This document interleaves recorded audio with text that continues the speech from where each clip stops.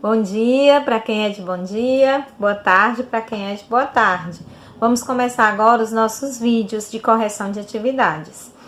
Vamos começar com vanguarda europeias? Me sigam. Oi, gente, vamos falar aí das vanguardas europeias. Vocês lembram que eu comecei esse conteúdo em sala, né? Vocês lembram que eu levei até aquelas obras pintadas para que a gente pudesse analisar cada uma delas. E à medida que a gente ia olhando cada obra de arte, como se a gente estivesse no museu, eu ia apresentando para vocês as características de cada vanguarda a que aquelas obras se referiam. Nós vimos cubismo, né? Aí, Pablo Picasso, lembra aquela tela das mulheres, né? Que revolucionou a época. Tá aí Pablo Picasso com autorretrato e a gente percebe como ele explora bem as linhas mais retas, né? Trechos aqui que mostram, parecem retângulos, triângulos.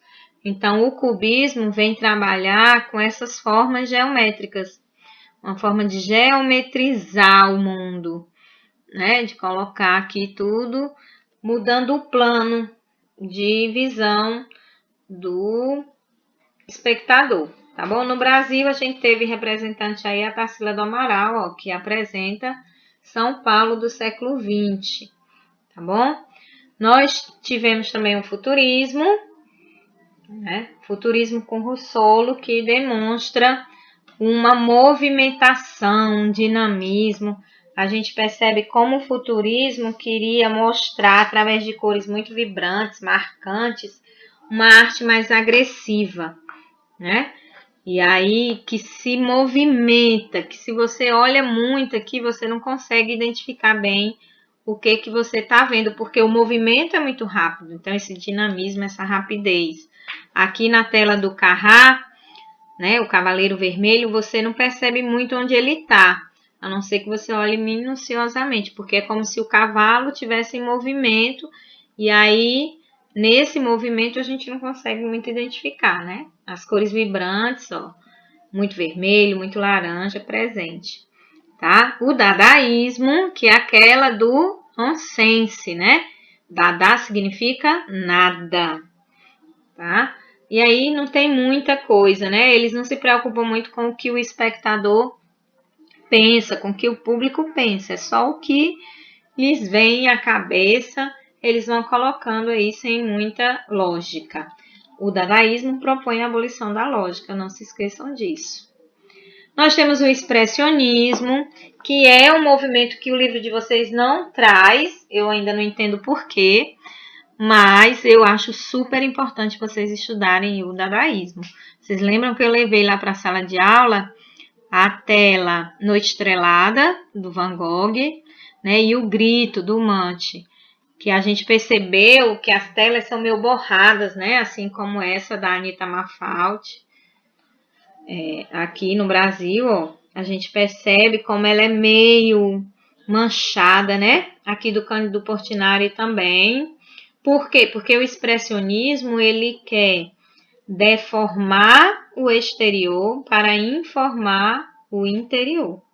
Ou seja, ele deforma a realidade, como ele demonstra essa realidade, para fazer a gente pensar nos sentimentos, no interior daquela tela, né? Aqui no sofrimento, ó, na desgraça que a seca trazia, tá? Então, ele deforma o exterior para informar o interior, não se esqueçam disso. Aqui essa tela a gente viu em sala, né? E por último, nós temos o surrealismo, que é aquele movimento que traz a loucura, o sonho, né? Muita psicanálise aqui, trazida pelo surrealismo, que é o último movimento de vanguarda, tá? Aqui no Brasil a gente tem a Tarsila do Amaral com o Abaporu, que é uma tela super conhecida, e essa tela também a gente viu em sala, que é a persistência da memória, do Salvador Dalí. Agora nós vamos resolver os nossos exercícios. Vamos lá? Lá na página 54 tem 3 questões. Vocês leram o texto número 3, né? Que é um trechinho do Manifesto Futurista. E ele faz um comparativo com essa escultura que está aí do lado, que é a escultura da Vitória de Samotrácia, que representa a deusa grega Atena. É esculpida lá em 1863, certo? Ele fala pra gente, lá na linha 11, que um automóvel de corrida é mais belo que a Vitória de Samotrácia. Então, quando ele cita a Vitória de Samotrácia, ele quer simbolizar o quê? Né? Já que o futurismo olha para frente, olha para a tecnologia, para o inovador, para o movimento. O que ele queria simbolizar quando ele traz essa escultura, uma escultura antiga? Quem respondeu que ele queria simbolizar o passado acertou, né? Porque ele realmente quer mostrar, contrapor o passado com a beleza atual. E ele traz um artefato como algo belo. Que modelo de beleza é esse que ele traz? Quando ele diz, um automóvel de corrida é mais belo que a Vitória de Samotrácia. Então, ele está falando do automóvel de corrida, né? O futurismo também se tornou um porta-voz do fascismo, quando ele fazia apologia à guerra, quando ele achava que a guerra ia higienizar o mundo. Era uma forma de destruir tudo para recomeçar o novo, com as novas tecnologias. Lá no texto tem alguns fragmentos que falam disso. A gente pediu que vocês identificassem aí duas passagens. Eu trago para vocês o fragmento 5, não há mais beleza senão na luta, e o fragmento 7, né? Nós queremos glorificar a guerra, única higiene do mundo. Está bem claro aqui como que ele se relacionava com o fascismo, tá? Uma das formas do futurismo era a dança. Foi a arte que mais se aproximou, que mais representou o futurismo. E aí, por que que a gente pode pensar a dança como futurista, né? Por que que a dança se encontrou tanto ali no futurismo? Se a gente for pensar na arte da dança, a gente vai pensar que dança tem a ver com movimento, né? Com rodopios e tal. Então, que palavras do movimento têm relação com essa arte? Se você colocou quaisquer palavras parecidas com movimento, energia, está correto, né? Eu trouxe aqui essas duas palavras, mas se você colocou quaisquer outras que tenham a ver com isso aí, também está, ok? E na página 56 a gente tem o poema do Tristan Tzara, que eu até li já em sala para vocês, mas eu vou ler novamente, né? Pegue um jornal, pegue a tesoura, escolha no jornal um artigo do tamanho que você deseja dar ao seu poema.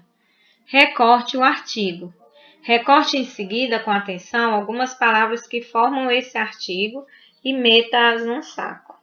Agite suavemente. Tire em seguida cada pedaço um após o outro. Copie conscienciosamente na ordem em que as palavras são tiradas do saco. O poema se parecerá com você. E ei-lo, um escritor infinitamente original e de uma sensibilidade graciosa, ainda que incompreendido do público. Vocês lembram que eu falava que o dadaísmo não quer saber o que você pensa, né? Você, leitor, você, público, espectador. Ele só quer saber o que ele faz, o que ele pensa.